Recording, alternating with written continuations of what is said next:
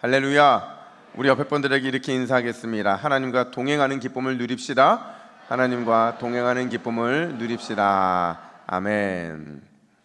여러분, 제가 지난주에 말씀을 드리면서 이 다윗이라는 사람의 인생을 한 단어로 요약을 했어요. 기억 안 나시죠? 어떤 단어로 요약을 했냐면 등산이다 이렇게 말했어요. 이제 좀 기억이 나십니까? 분명히 다윗은 정상에 올랐어요. 정상에 올랐는데 또 다른 정상이 보이더라는 거죠. 분명히 이 산을 정복한 것 같았는데 정복하고 났더니 정복해야 될 더 높고 더 대단한 산이 다윗 앞에 존재하더라는 거죠. 그 높고 대단한 산이 다윗에게는 가족이었고 또 골리앗이었고 또 사울이었고 인생에서 만난 다양한 적들, 그들이 바로 다윗이 늘 넘어야 되는 높고 대단한 산이더라는 거죠. 여러분, 이름을 들어보셨나 모르겠는데 백사겸이라는 사람이 있어요. 어떤 사람이냐면 한국 기독교 역사에서 조선의 누구라고요? 삭개오라고 불리는 사람입니다. 1860년 평안남도 평원군에서 태어났는데 그게 인생에 너무 일찍이 이 고난의 산을 경험하게 돼요. 2살 때 자신의 아버지를 여의게 된 거죠. 이 아버지가 여여지면서 이제 어머니랑 살 수밖에 없는 시간이 온 거죠. 그때 어머니가 뭐라고 생각하냐면 그래도 이 고난의 산을 잘 넘으면, 그래도 이 고난의 산을 잘 넘으면 행복한 날이 찾아오겠지, 이런 마음을 갖게 되더라는 거예요. 그런데 이 백사겸이 9살 되었을 때 갑자기 눈이 이상한 거예요. 눈에 질병이 찾아왔는데 백방으로 고칠 방법을 찾아도 찾을 수가 없더라는 거죠. 결국 이 눈이 먼 시각장애인이 되게 돼요. 이 험한 세상 앞도 보지 못하는데 이 아들 어떻게 살까?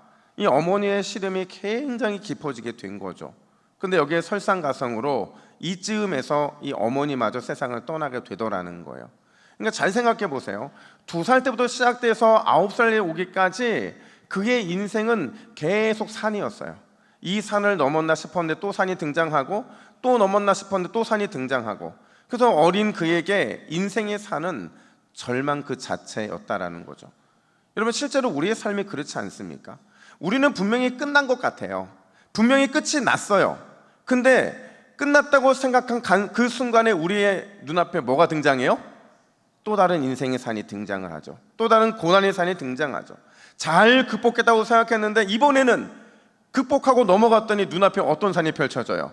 이전보다 더 크고 더 높은 인생의 산이 우리를 기다리더라는 것. 이게 우리네 인생들의 모습이라고 말을 할 수 있어요. 자, 오늘 본문을 보세요. 오늘 본문은 이렇게 시작이 됐는데 1절 상반절에 딱 요 한 단어로 축약이 됩니다. 1절 상반절 뭐라고 말을 해요? 그 후에. 그 후에. 여러분, 그 후에라는 게 뭘까요? 여기서 그 후에라는 이 단어 속에 들어있는 거는요, 지금까지 다윗이 마주했던 인생의 산들을 의미하는 겁니다. 다윗 인생 앞에 나타나서 그를 괴롭히고 그의 인생을 고통스럽게 만들었던 그 고난의 산에 오르는 과정들, 그 모든 것들이 다 이 후에, 그 후에라는 단어 속에 의미로 담겨지고 있더라는 거죠. 사실 우리가 다 다루지는 못했지만 다윗의 인생에는요, 진짜 다양하고 어마어마한 인생의 고난의 산들이 존재했어요. 그게 반복되다 보니까 다윗은 어떻게든 이걸 좀 회피해보고 싶어서 간혹 무리수를 두기도 했는데 그 대표적인 게 뭐냐면 바로 사무엘상 27장부터의 내용이에요. 여러분, 사무엘상 27장부터 오늘 본문 바로 전까지 어떤 얘기가 펼쳐지냐면 대표적인 게 다윗이 도저히 벗어날 수 없는 사울, 그 사울에게서 벗어나고 싶어서 블레셋으로 망명하는 일이 발생하게 돼요. 그러면서 그 블레셋 땅에서 그 인생을 지내게 되는데 그 블레셋 땅에서의 인생은 그의 인생의 가장 암울하고 가장 비참하고 가장 영적으로 곰핍한 시간으로 그들을 몰아내더라는 거죠. 신앙의 정체성도 잃어버렸어요. 민족의 정체성도 잃어버렸어요. 다 잃어버리고, 그래서 그가 얻은 결론이 뭐냐면 내 앞에 있는 산을 피했더니 뭐가 나타난 거예요? 더 큰 태산이 나타나더라는 거죠. 더 높은 산이 그 앞을 가로막게 되더라는 거예요. 그런 다윗의 인생에 오늘 진짜 그 후에의 은혜가 임하게 되는데, 어떻게 그 후에의 은혜가 임하게 되느냐? 사무엘상 31장 6절 말씀 우리 같이 한번 읽어볼까요? 시작. 사울과 그의 세 아들과 무기를 든 자와 그의 모든 사람이 다 그날에 함께 죽으니라. 왜 아멘 안 하세요? 남의 일이라고. 여러분, 지금 그날에 다 함께 죽으니라. 누가 죽었다는 거예요?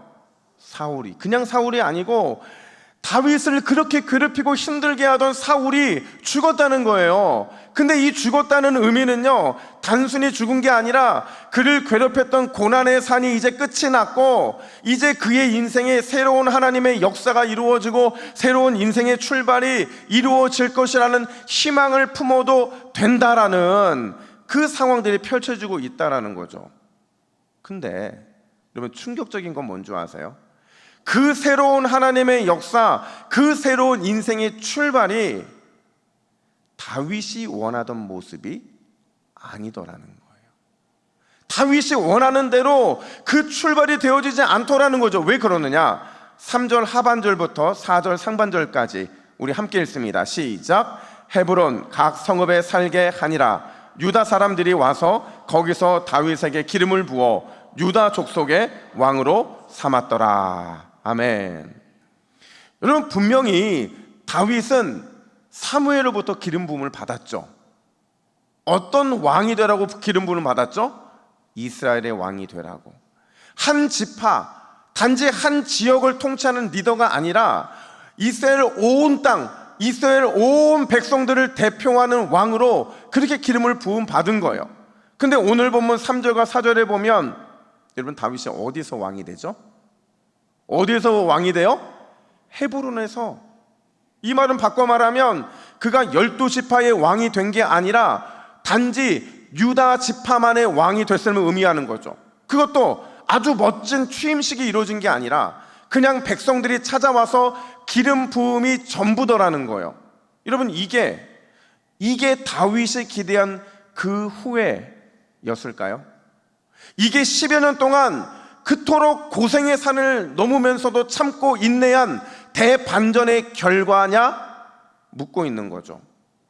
놀랍게도 오늘 본문은 예스라고 말합니다. 다윗이 기대했던 그 후회가 아니라 할지라도 그게 10년 동안 고난의 산을 넘으면서 참고 인내한 대반전의 결과가 아니라 할지라도 예스라는 거예요.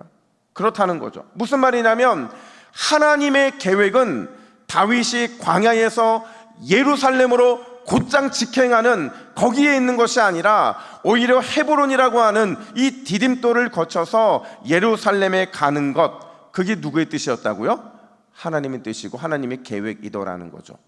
여러분, 다윗이 머물렀던 이 헤브론, 여기에서의 7년 6개월, 과연 이 여정 속에 담긴 하나님의 뜻은 무엇일까? 오늘 그걸 좀 살펴보면 첫 번째로 한번 따라해 볼까요? 하나님의 사람은 어떻게 만들어지는가? 여러분, 하나님의 사람은 어떻게 만들어질까요? 이렇게 질문을 바꿔보죠. 저와 여러분들은 하나님의 사람입니까? 아닙니까? 저와 여러분들은 분명히 하나님의 사람인 줄 믿습니다. 그러면 여러분들과 저는 어떻게 하나님의 사람으로 더욱 더 그렇게 만들어져 갈 수 있는 걸까요? 오늘 그걸 보여주기 위해서 다윗을 곧장 예루살렘이 아니라 헤브론을 거치게 하고 있다는 사실을 우리가 주목해야 되는 거죠. 사실 오늘 본문까지의 내용을 한번 쭉 보면요, 저는 이제 설교하면서 중요한 다윗의 이슈들만 가지고 설교를 하지만 그 앞뒤 내용을 알아야 사실 이게 이어지거든요. 그러니까 앞에 내용들을 쭉 읽다 보니까 놀랍게도 모든 것들이요 다 다윗에게 유리한 방향으로 다 흐르더라고요. 10년 동안 자신을 괴롭혔던 사울 어떻게 됐어요? 죽었죠. 이 죽었다는 말은 이제 다윗에게는 정적이 사라졌다는 거예요. 이제는 자기를 괴롭히는 원수가 사라졌다는 거죠. 뿐만 아니라 블레셋의 입장에 생각해보세요. 지금 블레셋의 망명한 상태거든요. 이제 다윗은 이 블레셋에서 필요하다 필요하지 않다 필요하지 않다. 왜냐하면 다윗이 블레셋에 필요했던 이유는 다윗을 통해서 사울을 견제할 수 있었기 때문에 그래요. 심지어 다윗과 함께하고 있던 600명, 아마 가족들끼리 포함하면 1000명이 넘을 겁니다. 이 많은 사람들, 블레셋의 입장에서는 부담이 됐을까요? 안 됐을까요? 될 수밖에 없었겠죠. 이거 어떻게 하면 좋을까라고 고민하고 있던 찰나에 아주 기가 막히게 다윗을 그냥 돌려보내면 되는, 블레셋 입장에서나 다윗의 입장에서나 모든 상황들이 정말 좋게 펼쳐지는 그런 상황이더라는 거죠. 자, 여러분, 이렇게 모든 게 다윗에게 유리한 방향으로 흐르고 있을 바로 그때 다윗의 어떤 태도를 보이는지 주목해 보세요. 1절 말씀 같이 한번 읽겠습니다. 시작. 그 후에 다윗이 여호와께 여쭈어 아뢰되 내가 유다 한 성읍으로 올라가리이까? 여호와께서 이르시되 올라가라. 다윗이 이르되 어디로 가리이까? 이르시되 헤브론으로 갈지니라. 아멘. 자, 여러분, 분명히 모든 흐름은 다윗에게 유리한 방향으로 흐르고 있어요. 그 흐름만 따르면 돼요. 그 흐름에 순응해서 그냥 흘러가기만 하면 되는데, 이때 다윗이 보인 태도가 뭐냐? 여호와께 여쭈어 아뢰었다라는 거예요. 여기서 여쭈다라는 것은 물었다는 거죠. 이걸 히브리어로 뭐라고 하냐면, 한번 따라합시다. 샬. 발음을 좀 명확하게. 샬. 여러분, 이 샬하면 누구의 이름이 딱 떠오르는 줄 아세요? 우리의 관점 말고 유대인의 관점에서 잘 보세요. 샬, 사울. 누구 이름이 떠올라요? 사울이 떠오르는 거예요. 이거는 제 말이 아니고요, 유대인들의 관습입니다. 자음이 같기 때문에 사울을 떠오를 수밖에 없는 거죠. 사실 지금 이 샤알이라는 여쭈다 물었다 수많은 단어가 있음에도 이 샤알이라는 단어를 쓰고 있는 이유는 누구를 떠오르게 만들기 위해서? 사울과 다윗을 비교하기 위함인 거죠. 여러분, 사무엘서에 등장하는 사울의 대표적인 특징은요, 묻지 않았다는 거예요. 여호와께 묻지 않아서, 그래서 여호와께 버림을 당했고, 그래서 결국에는 비참한 죽음을 맞이했다. 이게 사울의 인생에 대한 요약인 거죠. 반면에 다윗은 어때요? 다윗은 샬, 하나님께 물었죠. 그분께 묻고 또 물으면서 비록 그 순간이 자기에게 유리한 방향으로 흐른다 할지라도, 모든 상황들이 다 좋은 상황들로 변화됐다 할지라도 그것조차도 하나님의 인도하심에 맡기고 구하더라는 거죠. 이게 바로 다윗의 인생에 대한 요약이더라는 거예요. 자, 처음 질문으로, 여러분, 하나님의 사람은 어떻게 만들어질까요? 하나님의 사람, 하나님이 기뻐하는 사람은요, 따라합시다. 돌다리도 두드리는 사람, 바로 그런 사람을 통해 만들어지는 거예요. 여러분, 그 길이 아무리 분명하고 확실하다 할지라도, 상황과 방향이 나에게 굉장히 유리해 보인다 할지라도, 그럼에도 다시 그 하나님의 인도하심을 구할 때 하나님은 그런 우리의 인생을 기적 같은 인생 돌파구로 만들어 주시기 때문에 그런 거죠. 형통함 속에서 형통함에 취하는 것이 아니라 하나님의 간섭하심을 구하고 또 구하면 오히려 그 구함을 통해서 더 좋은 인생길이 열리게 될 것이다. 바로 이 메시지를 오늘 본문에서 보여주고 있더라는 거죠. 근데 여러분, 다윗에게는요, 이렇게 하나님께 묻고 또 물을 수밖에 없는, 돌다리도 두드리면서 건널 수밖에 없는 아픈 기억이 하나가 있어요. 바로 블레셋에서 있었던 16개월, 1년 4개월의 이 망명 생활 때문에 그렇거든요. 제가 앞서도 말씀을 드렸지만 다윗이 사울을 피해서 블레셋으로 옮겨가잖아요. 그때 이 옮겨가는 과정을 보면 그가 왜 이런 선택을 했는지, 그의 마음과 그의 중심과 확신이 무엇이는지가 드러내는 구절이 있는데, 사무엘상 27장 1절 말씀을 우리 같이 읽습니다. 시작. 다윗이 그 마음에 생각하기를 내가 후일에는 사울의 손에 잡히리니 블레셋 사람들의 땅으로 피하여 들어가는 것이 좋으리로다. 여러분, 다윗이 그 마음에 생각하기를 이렇게 말하거든요. 다윗이 블레셋으로 망명한 결정적인 이유가 그 마음에 생각하기를, 원문 그대로 번역하면 다윗이 자기 마음에 말했다는 거예요. 원래는 누가 말해야 되죠? 하나님이 말해야 되는데 다윗이 자기 마음에 말했다는 거죠. 스스로 인간적인 판단에 대해 결정을 했다는 거예요. 물론 많은 사람들이 여기에 찬성했을 거예요. 적극 찬성했을 거라는 거죠. 다윗을 지키기 위해서는 이게 최선이라고 판단했을 것이고, 그렇게 선택하는 것이 현재로서는 가장 좋은 길이고 가장 옳은 선택이라고 그들은 찬성을 했을 거라는 거예요. 근데 문제는 그렇게 해서 갔더니 16개월 동안 블레셋에서 살아봤더니 그 결과가 뭐예요? 엄청난 손해더라는 거죠. 엄청난 손해라는 거예요. 쉽게 말하면 좋은 일 하나도 일어나지 않더라는 거죠. 여러분 잘 보세요. 다윗이 실제로 거기에서 어떤 일을 겪게 되느냐? 블레셋 사람들로부터 끊임없이 의심과 오해를 받습니다. 심지어 아말렉의 습격을 받아서 큰 인적 물적 피해를 입게 되는데, 그 당시의 상황이 얼마나 심각했는지 사무엘상 30장 6절은 이렇게 말합니다. 우리 같이 읽습니다. 시작. 백성들이 마음이 슬퍼서 다윗을 돌로 치자 하니 다윗이 크게 다급하였으나. 이게 무슨 말이에요? 지금 다윗이라는 사람의 리더십이 타격을 받은 거죠. 심지어 공동체가 완전히 분해될 그런 위기에 처하게 되더라는 거예요. 지금 다윗은 기름 부음을 받고 나서 왕위에 오르기 전이에요. 근데 이런 상황이 벌어지니까 왕위에 오르기도 전에 죽을 뻔한 그 모습으로 나타나더라는 거예요. 요약하자면, 자, 묻지 않고 자기 생각대로 움직였던 그 시간이 다윗의 인생에는 두고두고 후회가 되고 고통으로 남는 그런 순간들이 되더라는 거죠. 그래서 오늘 이제 그거를 깨닫게 된 다윗이요, 여호와께 샤할 여쭈고 묻더라는 거죠. 아무리 상황이 유리해도, 눈에도 뻔한 결과인데도, 이 모든 게 형통해도 다시 기도함으로, 다시 물음으로 돌다리를 두드리고 있더라는 거죠. 두드리면서 그는 정확하게 어디로 가야 될지, 분명하게 무엇을 해야 될지, 하나님의 간섭하심, 그분의 인도하심을 구하고 또 구하더라는 거죠. 그랬더니 중요한 건, 그래서 어떤 은혜가 임하게 되느냐? 헤브론으로 사람들이 찾아오게 되더라는 거예요.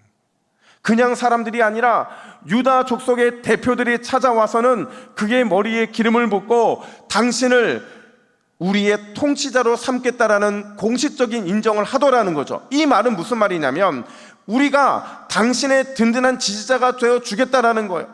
당신의 순종하는 백성이 되어 버리겠다는 거죠.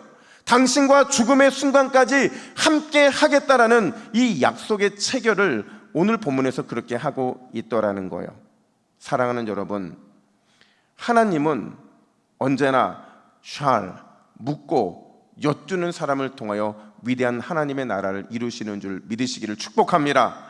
그냥 가만히 있으면 하나님의 나라가 이루어지는 것이 아니라 철저하게 하나님께 샤하는 사람을 통하여 그 위대한 하나님의 나라가 이 땅 가운데 이루어지고 천국의 잔치가 날마다 우리의 삶에 벌어지게 될 거라는 거죠.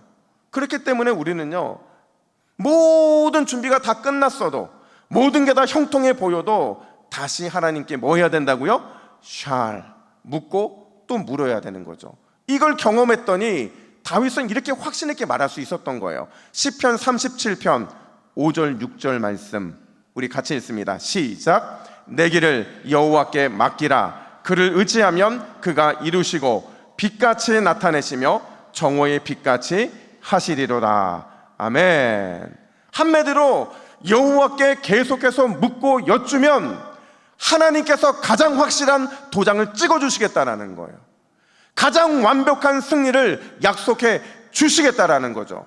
그렇다고 한다면 여러분, 하나님의 사람은 어떻게 만들어진다고요? 하나님께 샬, 묻고 또 물을 때 하나님의 사람을 만들어지는 거죠. 하나님께 묻고 샬, 또 물음으로 하나님의 사람으로 빚어지시기를 주님의 이름으로 축복합니다. 제가 요즘에 이 어린 아이들 또 미래 세대에 너무 많은 관심을 쏟다 보니까 무슨 책을 읽든 뭐든 뭘 하다 보면 자꾸 이렇게 이 간증 같은, 어린아이들 간증 같은 이야기들을 많이 접하게 되는데, 어느 목사님의 가정에 있었던 이야기를 하나 접했어요. 이 목사님이 그날 다른 교회에서 설교하기로 했는데 기가 막히게 이제 은혜를 끼치려면 누가 틈타요? 사탄이 틈타죠. 갑자기 사모님이 아픈 거, 그냥 아픈 게 아니라 열이 펄펄 끓고 정말 사경을 헤맬 정도, 정신을 잃을 정도로 아프신 거예요. 이 도와줄 사람이 아무도 없는 상황에서 사모님을 혼자 내버려 두고 9살 아들 놓고 그렇게 간다는 게 아무래도 아닌 것 같아서 설교를 못하게 될 것 같다는 미안한 마음을 이제 연락을 하려고 했는데, 그걸 지켜보고 있던 9살짜리 아들, 저희 딸은 11살입니다. 근데 9살짜리 아들이 아빠를 말리면서 뭐라고 말을 하냐면 이렇게 말을 해요. 아빠가 그 교회에서 설교하는 것이 하나님의 뜻이라면 아빠가 안 계신 동안 하나님이 엄마를 지켜주실 거예요. 그러니 걱정하지 말고 말씀 잘 전하고 돌아오세요.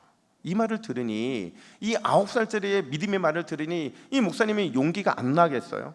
그래서 용기를 얻어서 가서 말씀을 전했고 길이 남을 만한 큰 은혜를 끼치게 되는데, 요 동시간대에 말씀을 전하러 간 사이에 하나님께서 이 사모님의 마음에 말씀으로 역사하신 거예요.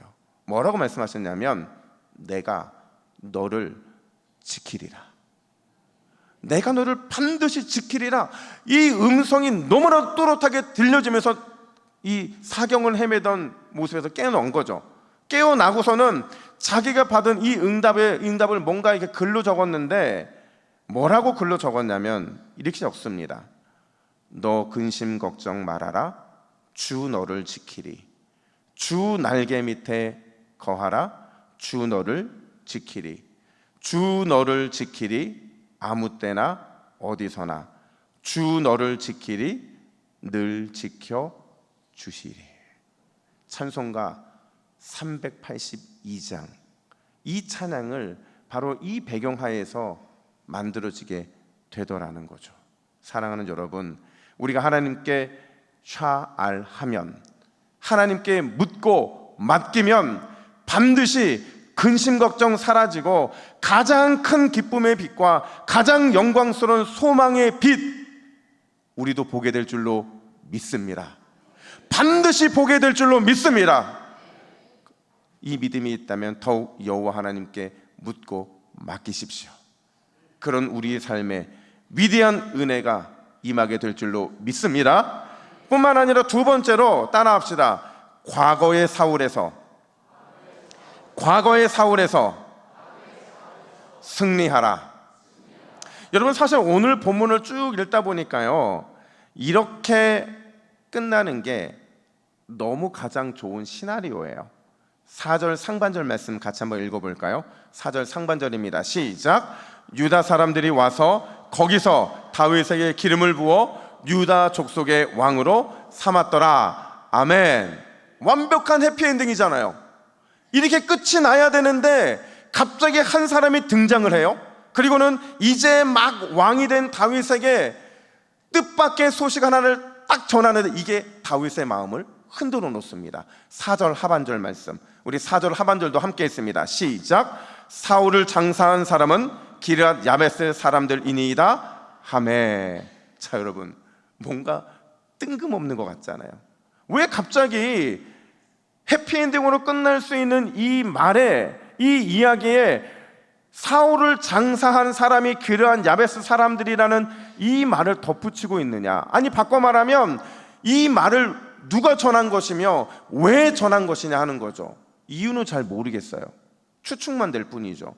근데 중요한 건 이 말을 듣고 다윗의 마음이 흔들렸다는 거예요. 그러니까 일종의 이건 지금 다윗을 테스트하는 거죠. 여러분, 잘 생각해 보세요. 오랜 세월, 한 10여 년 동안 다윗을 쫓았던 게 누구예요? 사울이죠. 다윗에게 죽을 고비를 수차례 안겨준 사람 누구예요? 사울이죠. 그러니까 다윗은요, 10여 년 동안 누구의 이름만 들으면 막 가슴이 뛰었을까요? 사울이죠. 누군가의 입에서 사울이라는 단어가 튀어나올 때마다, 그 비슷한 단어가 들릴 때마다 그 가슴은 깜짝깜짝 놀랄 수밖에 없었더라는 거죠. 이걸 오늘날로 질병으로 말하면 뭔지 아세요? 트라우마라고 해요. 사울 트라우마죠. 중요한 건 만약에 다윗이 이스라엘의 통치자가 되기를 원한다면, 아니 반드시 이스라엘의 통치자가 돼야 된다면 극복해야 될 트라우마가 있죠. 누구예요? 사울이죠. 사울이라는 이 문제를 반드시 극복해야만 됐더라는 거예요. 그 관점에서 오늘 본문에서 왕위에 오르자마자 원수 같았던 사울의 장례 보고를 듣게 된다는 거, 그것도 장례를 극진히 치러준 사람이 기르한 야베스 사람들이라는 이야기를 듣는 것, 이건요 일종의 예방접종과 같은 거라는 거죠. 어떤 예방접종이냐, 앞으로도 다윗의 인생에 수많은 사울이 찾아온다, 찾아오지 않는다? 찾아온다는 거죠. 앞으로 수많은 사울과 대면한다, 대면하지 않는다? 대면한다는 거예요. 사울과 대면하여 만났을 때 하나님의 사명을 감당하려면 이번 기회를 통해 반드시 기르한 야베스라는 사람들을 통해서 내 안에 있는 사울 트라우마, 사울의 문제를 극복해 내야만 한다는 거죠. 그걸 해결하기 위해서 지금 다윗이 어디에 있는 거예요? 헤브론에 머무를 수밖에 없는 거죠. 여러분 생각해보면 우리의 인생에도 여전히 극복하지 못한 사울들이 너무 많죠. 우리를 낙심케 했던 수많은 문제들이 있잖아요. 과거의 실패도 있고, 과거의 잘못도 있고, 과거의 상처도 있고. 이게 사울인지를 어떻게 하냐면 우리가 갑자기 화를 내요. 우리가 갑자기 마음이 무너져요. 낙심하죠. 좌절해요. 왜 그러냐면 이게 내 안에 있는 아직 극복하지 못한 사울이 우리 안에 남아있기 때문에 그런 거거든요. 사실 저도 그런 것 같아요. 여러분 동의하실지는 모르겠지만 저 굉장히 소심한 사람이거든요. 그러니까 그 아이, 동의 안 하실 줄 알았어요. 제가 우리 교육자들한테 내가 아이라고 말하면 아무도 안 믿어요. 근데 여러분 저 진짜 아이거든요. 사람들이 저한테 뭐라고 말을 하면 제가 얼굴이 빨개지고, 사람들 앞에 서서 무슨 말을 하면 막 두려워서 막 버벅버벅거리는, 이게 저의 모습이거든요. 원래 특별히 과거에 했던 어떤 잘못이 있고, 과거에 경험했던 패배가 있고, 이런 과거의 문제들에 대해서 너무 소심하니까 너무 굉장히 힘들어하는 거예요. 근데 여러분 이 마음을 누가 제일 잘하는 줄 아세요? 사탄이 제일 잘 알죠. 그래서 제가 무엇인가 새로운 일을 하려고 하면, 무언가를 도전하려고 하면 자꾸 과거의 실패와 상처를 끄집어내서 저를 굉장히 괴롭히죠. 다윗의 마음도 그게 잠재되어 있었던 거예요. 그래서 하나님께서는 이 헤브론에서 이 문제, 다윗 안에 있는 사울이라고 하는 이 문제를 깔끔하게 끝장내고자 그를 헤브론으로 부르고 계셨다라는 사실이죠. 그럼 하나님은 어떻게 사울 트라우마를 극복하게 하셨느냐? 따라합시다. 하나님의 방법으로 돌파하라. 자, 이것도 이렇게 한번 해봅시다. 제가 하나님의 방법으로 하면 여러분들이 돌파하라, 이렇게 손 아시겠죠? 자, 하나님의 방법으로 돌파하라. 다시요. 이거 확실하게 찌르세요.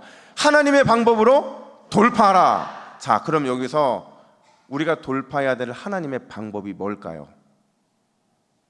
무엇이 하나님의 방법일까? 여러분, 내 안에 있는 사울, 내 인생에 있는 사울을 하나님의 방법으로 돌파할 수 있는 방법은 딱 이거밖에 없어요. 따라합시다. 용서하고 축복하라. 과거 나를 실패하게 만든 것들을 용서해버리는 거죠. 과거 나를 아프고 상처나게 했던 사람들을 축복하는 거죠. 그 방법만이 내 안에 있는 사울을 하나님의 방법으로 돌파할 수 있는 유일한 방법이라는 거죠. 오늘 본문에서 다윗이요, 다시 사울과 직면했을 때, 사울과 직면하게 만든 기르앗 사람들에게 너무나도 신속하게 전령을 보내는데, 어떤 전령을 보내느냐? 5절부터 6절 말씀 우리 같이 한번 읽을까요? 시작.